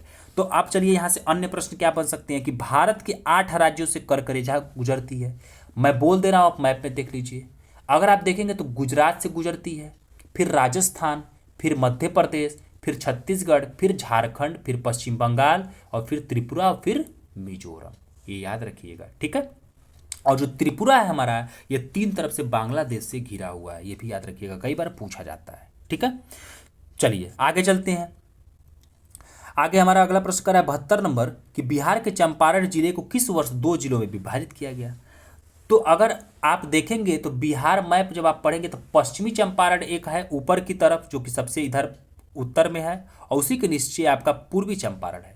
तो यह 1972 में क्या किया गया मित्रों, इसको दो भागों में विभाजित किया गया, पश्चिमी चंपारण और पूर्वी चंपारण में। ठीक है, चलिए आगे चलते हैं।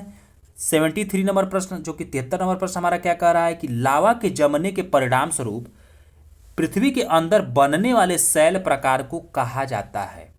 तो इस शैल प्रकार को क्या कहा जाता है, तो पातालिक या प्लूटोनिक शैल कहा जाता है।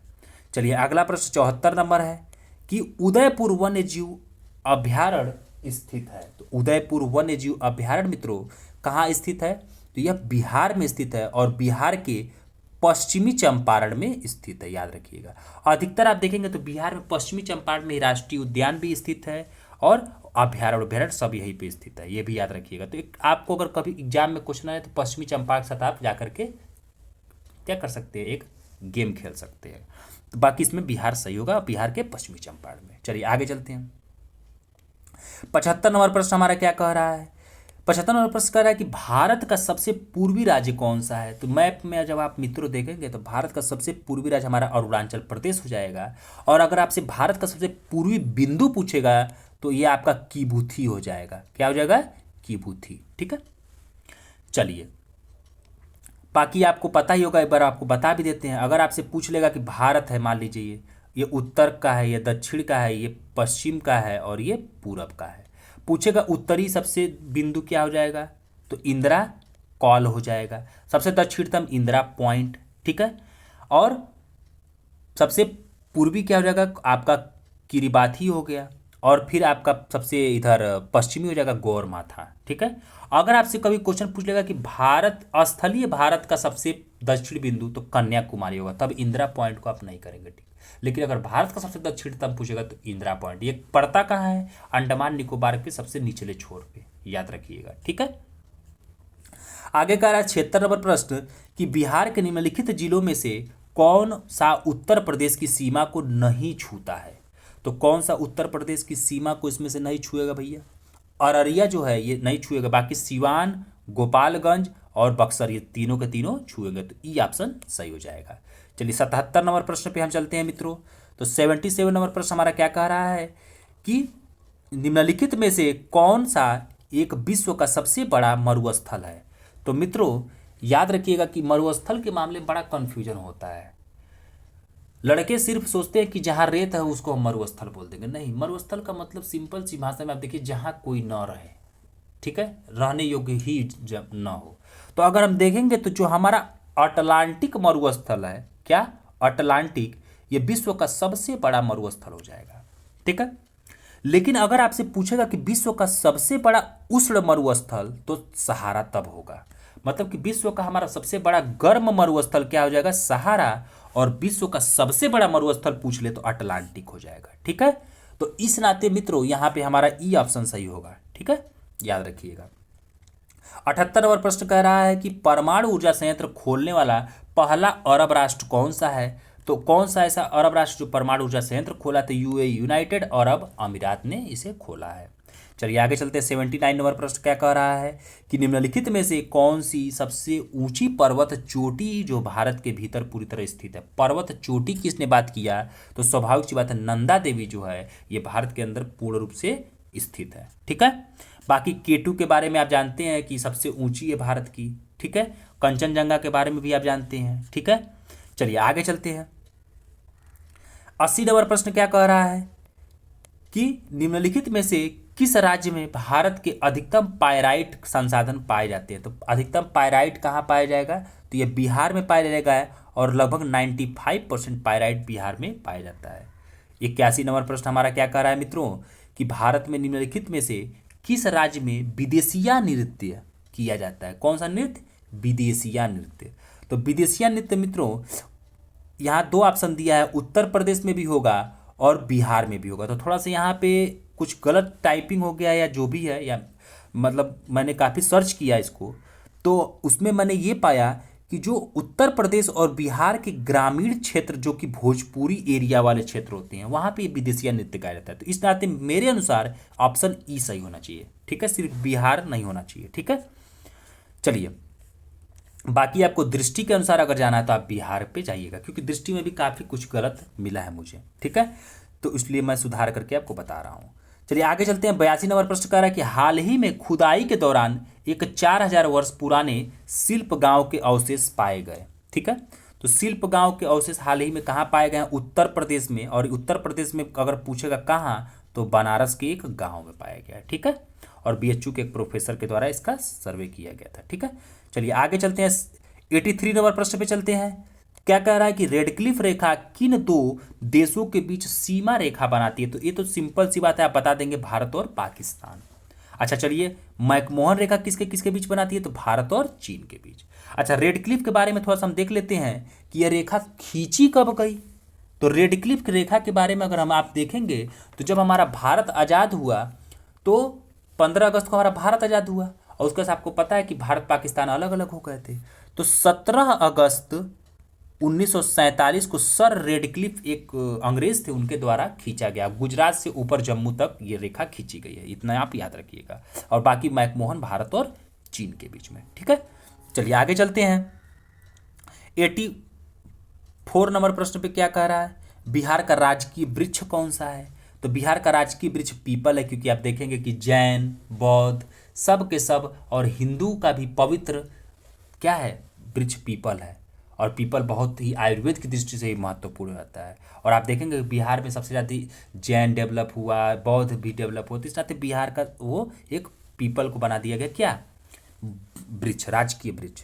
अच्छा, यहाँ का राजकीय जलीय जीव क्या है? पीछे मैंने आपको क्वेश्चन कराया था, वहाँ बता नहीं पाया था। तो डॉल्फिन, जो गंगा की डॉल्फिन है, याद रखिएगा, गंगा की जो डॉल्फिन है यही यहाँ की राष्ट्रीय जलीय जीव है, ठीक है ना। चलिए आगे चलते हैं। और राष्ट्रीय पक्षी अभी आगे आएगा, जो कि घरेलू गौरैया है यहाँ का। चलिए आगे, जो भी मुझे याद आ रहा है मैं उसे आपको बोल देता हूँ मित्रों, आप उसे सुन लीजिएगा प्लीज।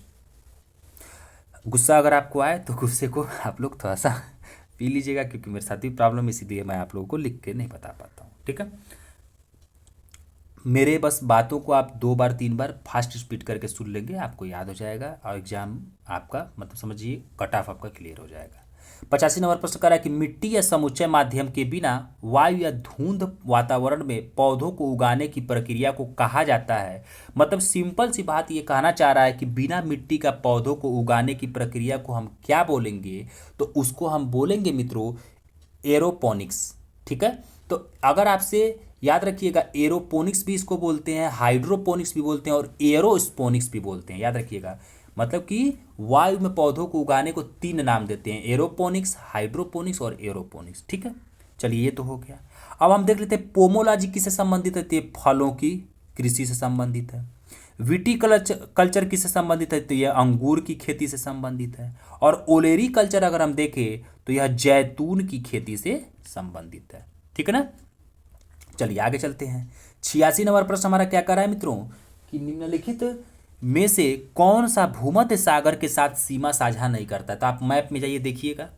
तो भूमध्य सागर के साथ सीमा कौन साझा नहीं करता है? तो आप देखेंगे तो उपयुक्त में से कोई नहीं सही होगा। क्यों? क्योंकि फ्रांस भी करता है, स्पेन भी करता है, लीबिया भी और साइप्रस, ये चारों के चारों जो ऑप्शन दिए हैं ये इसके साथ क्या करते हैं? सीमा साझा करेंगे। और इसके अन्य भी देश सीमा साझा करते हैं, ठीक है। आप मैप में उसे देख लीजिएगा, इसलिए यहाँ ई ऑप्शन सही हो जाएगा। चलिए 87 नंबर प्रश्न क्या कह रहा है कि बिहार का पहला चीनी कारखाना निम्नलिखित में से किस स्थान पर स्थापित किया गया?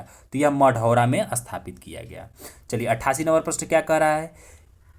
कह रहा है कि निम्नलिखित में से किस नदी को बिहार का शोक कहा जाता है? तो ये तो आपको पता ही होगा कि बिहार का शोक हम किसको कहते हैं? कोसी नदी को बोलते हैं। और कोसी आपको पता है कि यह नेपाल के हनुमानगढ़ से निकलती है और बिहार में आती है। और आपको पता है कि बिहार में बहुत तबाही भी है लाती थी। अब तो इस पर काफ़ी बांध बन गए हैं, 1-2 बांध बन गए, जिसकी वजह से थोड़ा सा कंट्रोल इसको कर लिया जाता है। नहीं तो पहले क्या होता था कि आप किस गांव में सोएं और कब आप पानी में डूब जाए आपको पता ही नहीं चलता था, क्योंकि ये नदी बहुत तेज अपना धारा बदलती है।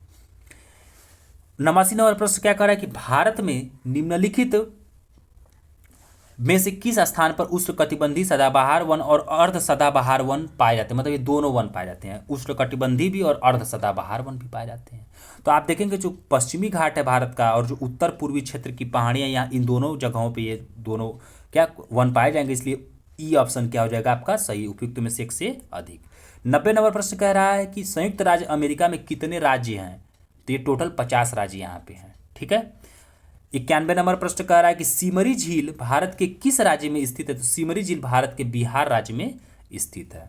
92 नंबर प्रश्न क्या कह रहा है कि निम्नलिखित में से कौन अंडमान और निकोबार द्वीप समूह का उच्चतम बिंदु है? तो मित्रों याद रखिएगा, अंडमान और निकोबार द्वीप समूह का उच्चतम बिंदु सैडल पीक हो जाएगा। क्या हो जाएगा? Saddle peak. अब चलिए यहाँ से अन्य प्रश्न क्या बनेगा, आप देखेंगे कि मुख्य अंडमान को ग्रेट निकोबार से अलग कौन कर रहा है चैनल? तो 10 डिग्री चैनल अलग करता है। तो याद रखिएगा, ठीक है, ये भी एग्जाम में पूछा जाता है। चलिए आगे चलते हैं।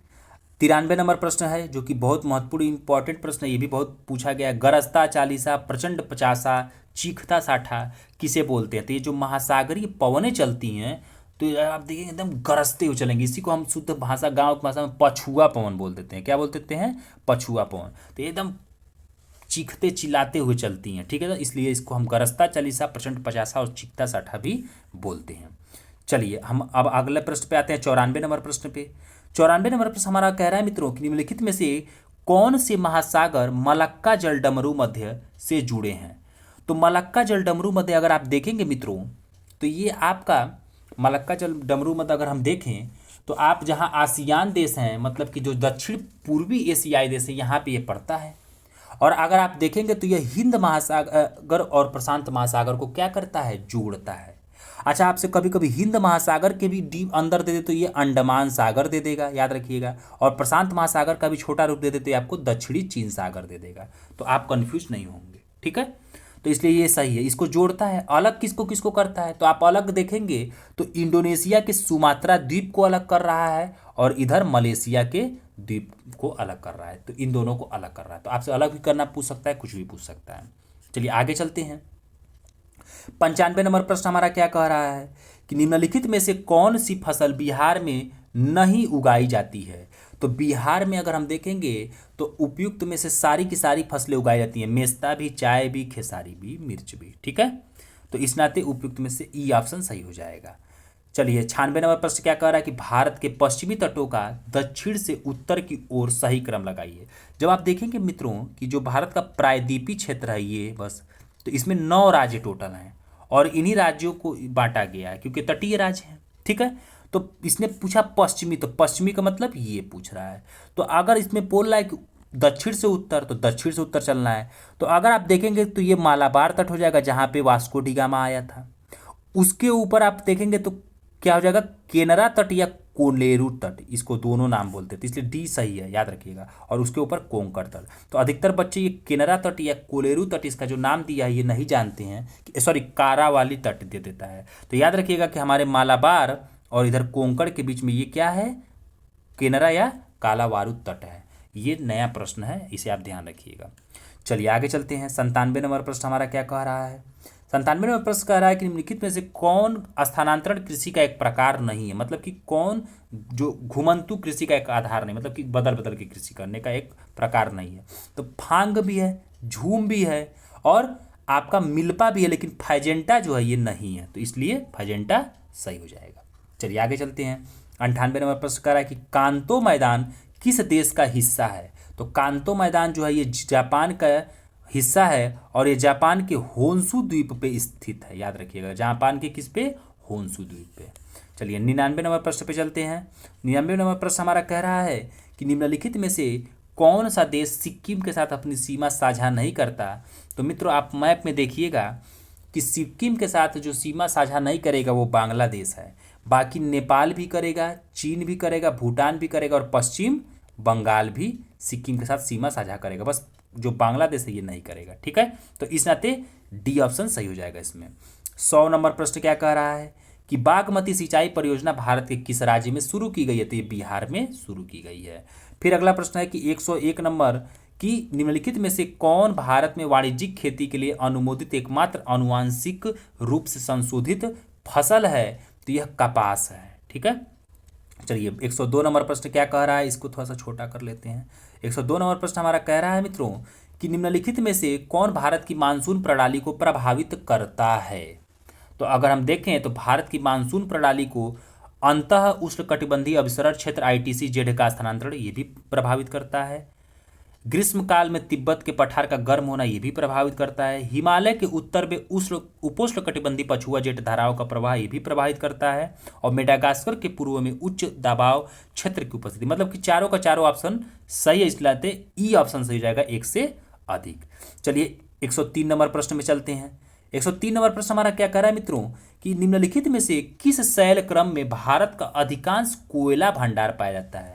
तो अधिकांश कोयला भंडार अगर आप देखेंगे मित्रों तो यहाँ पे तो ये चारों के चारों ऑप्शन गलत हैं, मतलब उपयुक्त में से कोई नहीं सही हो जाएगा। लेकिन अगर हम देखेंगे अधिकांश कोयला भंडार भारत में, तो ये गोंडवाना क्रम की जो शैल हैं, चट्टान है, उसमें पाया जाता है। लगभग 98% कोयला, याद रखिएगा, गोंडवाना में, ठीक है ना। तो ये सारे के सारे गलत हो गए। चलिए आगे चलते हैं। 104 नंबर प्रश्न हमारा क्या कह रहा है कि बिहार में निम्नलिखित में से किस जिलों में स्वर्ण निक्षेप पाए जाते हैं। कह रहा है कि बिहार में किस जिले में स्वर्ण निक्षेप पाए जाते हैं। तो अगर हम देखें तो उपयुक्त में से एक से अधिक इसमें सही हो जाएगा, मतलब कि नालंदा में भी पाया जाता है और गया और जमुई, ये 3 जिलों में पाया जाता है, ठीक है। आगे चलते हैं। 105 नंबर प्रश्न क्या कह रहा है कि भारत में निम्नलिखित में से कौन सा राज्य टीन का सबसे बड़ा उत्पादक है। तो ये देखिए करेंट का आंकड़ा है, इसे आप याद कर लीजिएगा, बहुत पूछा जाता है, ये हर स्टेट के एग्जाम में पूछा जाता है और वनडे में भी, यूपीएससी में थोड़ा सा स्टेटमेंट बना के दिया जाता है, ठीक है। तो सबसे बड़ा टीन का, भारत का सबसे बड़ा उत्पादक राज्य कौन सा है ये देख लेते हैं। तो ये हो जाएगा हमारा छत्तीसगढ़। और याद रखिएगा कि ये भारत का एकमात्र राज्य है जो कि टीन का उत्पादन करता है और सबसे बड़ा भी है, ठीक है, और कहीं नहीं होता है टीन का उत्पादन। 106 नंबर प्रश्न कह रहा है कि निम्नलिखित में से कौन सा भारतीय राज्य बॉक्साइट का शीर्ष उत्पादक है। तो इसमें अगर आप देखेंगे तो उड़ीसा है, और यह बॉक्साइट का 51% क्या करता है, उत्पादन करता है। चलिए 107 नंबर प्रश्न देखते हैं कि निम्नलिखित में से कौन सा देश भारतीय उपमहाद्वीप का हिस्सा नहीं है। तो इसने पूछा नहीं है, तो भारतीय उपमहाद्वीप का हिस्सा कौन सा नहीं है, तो उपयुक्त में से कोई नहीं सही हो जाएगा, मतलब कि सभी के सभी नेपाल, भूटान, श्रीलंका, पाकिस्तान ये भारतीय उपमहाद्वीप के हिस्सा हैं, ठीक है। तो क्वेश्चन में आपका क्वेश्चन के अनुसार ई, उपयुक्त में से कोई नहीं, ये आपका सही हो जाएगा। चलिए अब हम यहाँ देख लेते हैं उपमहाद्वीप होता क्या है। यूपीएससी में इस बार लिखने के लिए आ गया था कि उपमहाद्वीप को परिभाषित करिए। देखिए सिंपल भाषा में अगर हम देखें तो अगर एक बड़े महाद्वीप से अलग इसकी क्या होती है, राजनीति होती है, संस्कृति होती है और भूगोल, मतलब कि एक बड़े महाद्वीप से अलग जिसकी राजनीति हो, भूगोल हो, संस्कृति हो, उसे हम उपमहाद्वीप बोलेंगे। और इस भारतीय उपमहाद्वीप में नेपाल, भूटान, श्रीलंका, भारत, मालदीव और बांग्लादेश जैसे इतने देश आते हैं, और पाकिस्तान, ठीक है। चलिए आगे चलते हैं। 108 नंबर प्रश्न क्या कह रहा है कि बिहार राज्य का पक्षी कौन सा है, राज्य पक्षी। तो घरेलू गौरैया, ठीक है। आप देखेंगे गौरैया अभी काफ़ी लुप्त हो रही हैं, पहले के समय में बहुत ज़्यादा दिखती थी। तो जितनी चीज़ें लुप्त हो रही है वो बिहार की क्या है, मतलब राज्य पशु, राज्य पक्षी इस तरह से बनाए गए हैं, ठीक है। 109 नंबर प्रश्न कह रहा है कि निम्नलिखित में से किसे बरानी कृषि के रूप में भी जाना जाता है। तो वर्षा आधारित कृषि जो होती है उसे हम बरानी कृषि के रूप में भी क्या होता है, जानते हैं। चलिए 110 नंबर प्रश्न क्या कह रहा है कि भारतीय मानक समय रेखा गुजरती है। तो आप देखेंगे दोस्तों तो ये मिर्जापुर से गुजरती है, दिल्ली गलत हो जाएगा, लखनऊ भी गलत और रायपुर भी गलत, ठीक है। आप मैप में देखेंगे तो ऊपर से नीचे की तरफ 82.5 डिग्री एक देशांतर रेखा गुजरती है। और अगर हम देखें तो भारत में कहाँ कहाँ से गुजरती है, तो यह भारत में यूपी से गुजरती है, एमपी से गुजरती है, उसके नीचे फिर छत्तीसगढ़ से गुजरती है, फिर उड़ीसा से, और अंत में आंध्र प्रदेश से गुजरती है। मतलब भारत के 5 राज्यों से गुजरती है, ठीक है। चलिए आगे चलते हैं। 11 नंबर प्रश्न कह रहा है कि भारत की निम्नलिखित में से कौन सी नदी अपने भ्रंश घाटी से होकर बहती है। तो याद रखिएगा मित्रों, यहाँ पे दामोदर भी अपने भ्रंश घाटी में बहती है, लेकिन दामोदर क्या होता है, पश्चिम से पूर्व की तरफ बहती है अपने भ्रंश घाटी में। और तापी जो है ये भी भ्रंश घाटी में बहती है, लेकिन ये पूरब से पश्चिम की तरफ, ठीक है। चलिए यहाँ पे आपका कॉन्सेप्ट सही कर देते हैं। तापी और जो नर्मदा है भारत की एकमात्र 2 ऐसी नदी हैं जो पूर्व से पश्चिम की तरफ अपने भ्रंश घाटी में बहती हैं, लेकिन दामोदर एकमात्र ऐसी नदी है जो अपने भ्रंश घाटी में तो बहती है, लेकिन यह पश्चिम से पूर्व की तरफ बहती है, ये याद रखिएगा। 112 नंबर प्रश्न क्या कर रहा है कि बिहार का सबसे लंबा राष्ट्रीय राजमार्ग कौन सा है। तो यह NH-31 है। तो आप यही जान लीजिए कि बिहार का सबसे छोटा राष्ट्रीय राजमार्ग कौन सा हो जाएगा। तो सबसे छोटा हो जाएगा NH 727A, जो कि 5 किलोमीटर बस है इसकी लंबाई। ठीक है, तो बिहार का सबसे छोटा हो जाएगा NH 727A और सबसे बड़ा हो जाएगा NH 31। 113 नंबर क्या प्रश्न कह रहा है कि लोनार झील भारत के किस राज्य में स्थित है। तो आपको पता है कि महाराष्ट्र में स्थित है। 114 नंबर प्रश्न कह रहा है कि निम्नलिखित में से कौन भारत की सबसे युवा पर्वत श्रृंखला है। तो मित्रों, हिमालय जो हमारा है ये सबसे युवा पर्वत श्रृंखला, मतलब सबसे नवीन पर्वत श्रृंखला मानी जाती है। और याद रखिएगा, अगर आपसे कभी क्वेश्चन यहाँ से ये भी पूछ सकता है कि विश्व का सबसे लंबा पूर्व से पश्चिम विस्तार वाला पर्वत, तो आप देखेंगे कि हिमालय पश्चिम से पूर्व की तरफ विस्तार करता है, तो हिमालय पर्वत हो जाएगा, जिसकी लंबाई 2500 किलोमीटर है। ठीक है, याद रखिएगा। अगला प्रश्न है कि 115 नंबर की बिहार के निम्नलिखित जिलों में से, एक मिनट दोस्तों, बिहार के निम्नलिखित जिलों में से कौन पश्चिमी बंगाल के साथ अपनी सीमा साझा नहीं करता। तो मैप में आप इसे देखिएगा, तो पश्चिम बंगाल के साथ अपनी सीमा कौन साझा नहीं करता है। तो इसमें अगर हम देखें मित्रों, तो एक से अधिक इसमें सही हो जाएगा। कैसे? अगर हम देखेंगे तो जो हमारा किशनगंज है, मतलब सॉरी, उपयुक्त में से कोई नहीं, क्योंकि सारे के सारे जो आपके भागलपुर, किशनगंज, नालंदा और रोहतास हैं, ये सभी के सभी, जैसे आप भागलपुर, एक मिनट थोड़ा सा देख लेता हूँ, क्लियर कर लेता हूँ। भागलपुर भी है तो नहीं करता है, तो उपयुक्त में से एक से अधिक, मतलब कि नालंदा और किशनगंज, भागलपुर और किशनगंज सही हो जाएगा, तो इसलिए एक से अधिक सही हो जाएगा। बाकी आप इसे मैप में थोड़ा सा देख लीजिएगा। ठीक है, तो मैं कन्फ्यूज हो रहा हूँ, क्योंकि थोड़ा सा मैं भी मित्रों क्षमा चाहता हूँ, मनुष्य हूँ, थोड़ा सा भूल मेरे से भी होती है, इसलिए क्षमा चाहता हूँ।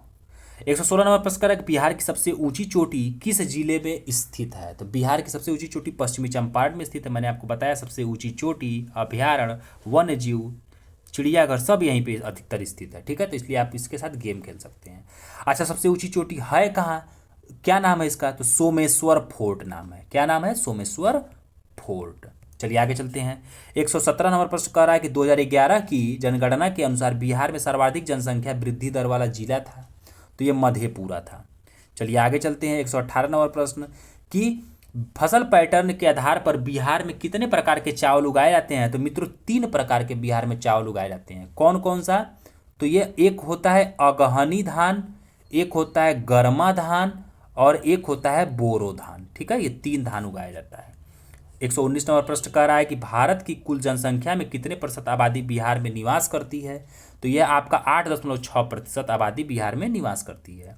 120 नंबर प्रश्न कह रहा है कि बिहार में निम्नलिखित जिलों में से किसकी शहरी आबादी सबसे कम है। तो इसमें आप देखेंगे शिवहर की शहरी आबादी जो है वो सबसे कम है। 121 नंबर प्रश्न को अगर हम देखें मित्रों, तो कह रहा है कि निम्नलिखित में से कौन भारत का वर्तमान महारजिस्ट्रार एवं जनगणना आयुक्त है। तो याद रखिएगा मित्रों कि 2020 में कोविड आ जाने के कारण हमारी जो वर्तमान जनगणना हो रही है ये डिजिटल हो रही है। क्या हो रही है? डिजिटल। और इसके कौन आयुक्त बनाए गए हैं? तो विवेक जोशी जी को बनाया गया। तो ये सही आंसर हो जाएगा। और ये भी याद रखिएगा कि इस बार का हमारा जनगणना का जो वो क्या बोलते 2021 का थीम है वो है जन भागीदारी से जन कल्याण, जो कि 16 भाषाओं में जारी होगी। ठीक है, आगे चलते हैं।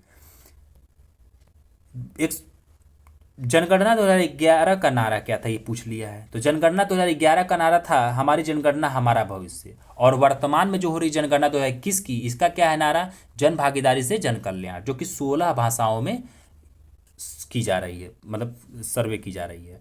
123 नंबर कह रहा है क्वेश्चन कि जनगणना 2011 के अनुसार भारत के निम्नलिखित में से किस केंद्र शासित प्रदेश का जनसंख्या घनत्व सबसे कम था। तो अंडमान और निकोबार द्वीप समूह का।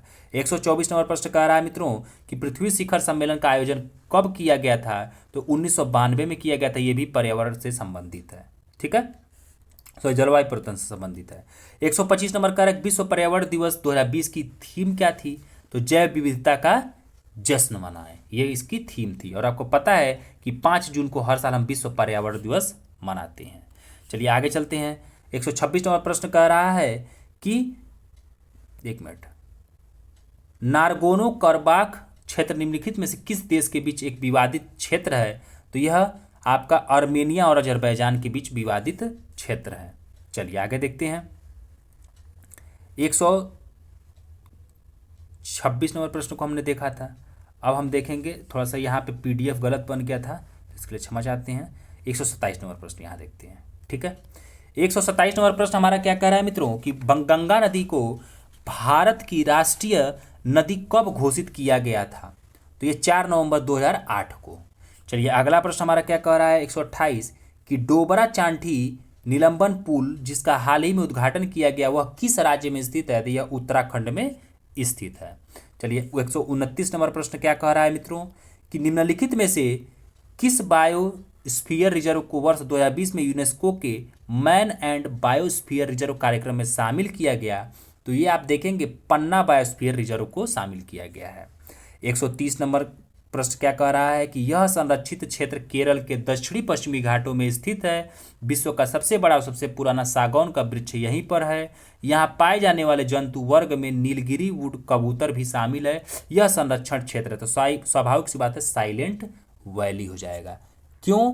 क्योंकि साइलेंट वैली जो आपका सॉरी नहीं गलत मैं बोलिए सॉरी पारंबिक कुलम टाइगर रिजर्व, क्षमा चाहता हूँ दोस्तों, थोड़ा सा टंग स्लिप करके। पारंबिक कुलम जो टाइगर रिजर्व है यहाँ पे स्थित है। ठीक है, 131 नंबर प्रश्न कह रहा है कि निम्नलिखित में से किस राज्य ने भारत का पहला लाइकेन गार्डन विकसित किया है? तो ये उत्तराखंड ने विकसित किया है। ठीक है, चलिए आगे चलते हैं। 132 नंबर प्रश्न हमारा क्या कह रहा है कि निसर्ग, क्यार और महा, निसर्ग, क्यार और महा किसके नाम है? तो चक्रवातों के नाम है। और आप जानेंगे कि ये सारे के सारे चक्रवात कहाँ से संबंधित हैं? तो अरब सागर से संबंधित है। किससे संबंधित है? अरब सागर से।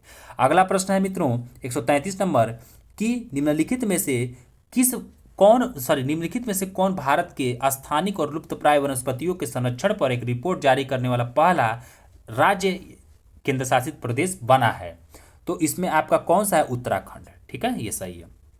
134 नंबर प्रश्न कर रहा है हाल ही में निम्नलिखित में से किस देश ने राष्ट्रीय स्मारकों को क्षति पहुंचाने वालों के खिलाफ मुकदमा चलाने का प्रावधान किया है? तो यह कौन किया है? तो इसमें संयुक्त राज्य अमेरिका ने किया, USA ने किया है। ठीक है, 135 नंबर क्वेश्चन को अगर हम देखें तो कह रहा है कि आक्रामक प्रजाति चारू मुसेल जो कि स्थानिक प्रजाति विविधता के लिए गंभीर खतरा है, निम्नलिखित में से किस भारतीय राज्य में तेजी से फैल रही है?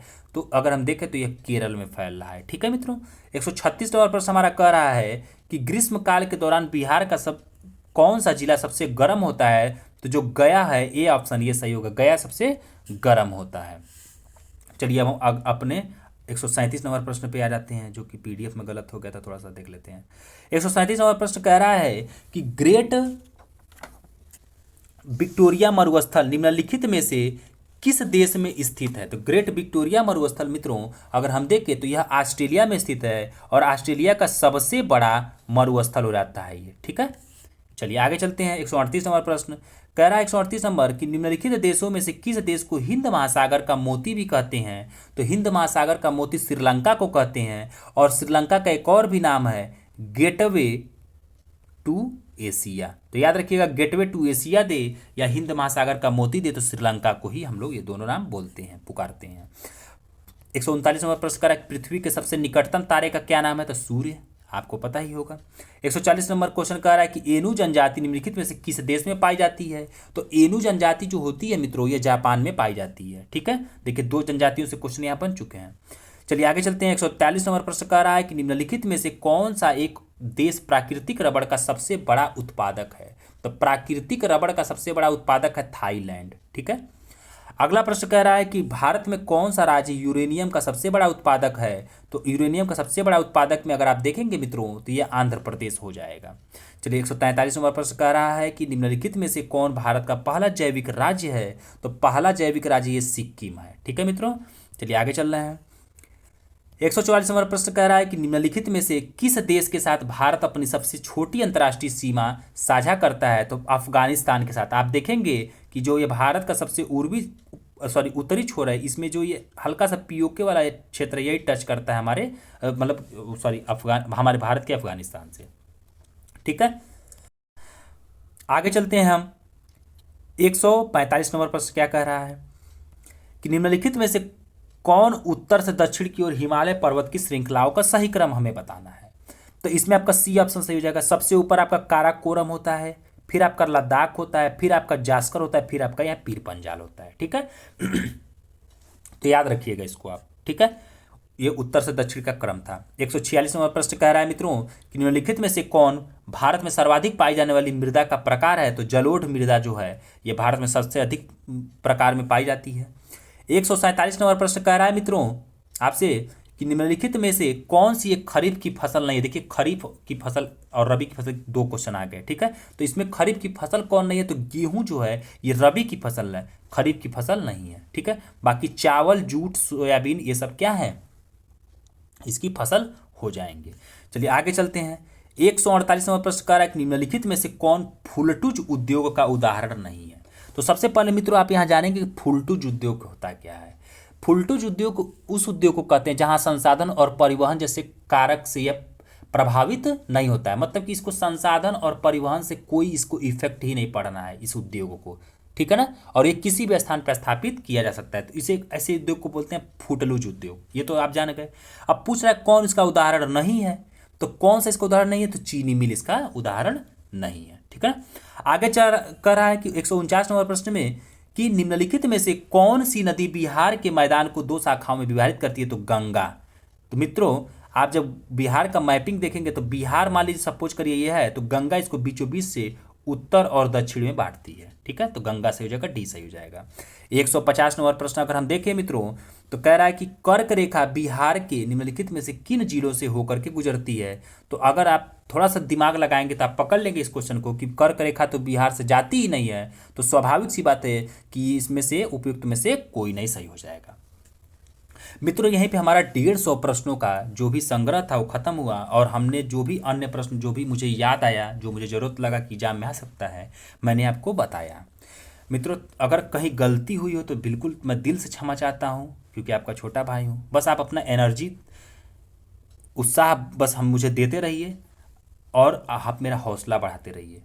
और थोड़ा सा मैंने आपको बताया कि मित्रों थोड़ा सा प्रॉब्लम है जिसके नाते मैं लिख नहीं पाता हूँ, क्योंकि मेरे पास बड़े स्क्रीन नहीं है, और आपको पता है कि बड़ा स्क्रीन काफ़ी महंगे मिलते हैं, और कलम भी नहीं है। तो इसके लिए मैं कुछ उपाय कर रहा हूँ और हो जाएगा। तब तक मैं बोल दिया करता हूँ तो आप उसे सुन लिया करिए। ठीक है, बाकी आपको मैं ऐसे ही जो पेपर 3 इसका जो टेस्ट सीरीज 3 है और भी है, और भी सारे हम अवेलेबल कराएंगे, और भी जीएस वर्ड का भी आपको कराएंगे। ठीक है, और भी कुछ होगा तो उसका भी कराएंगे।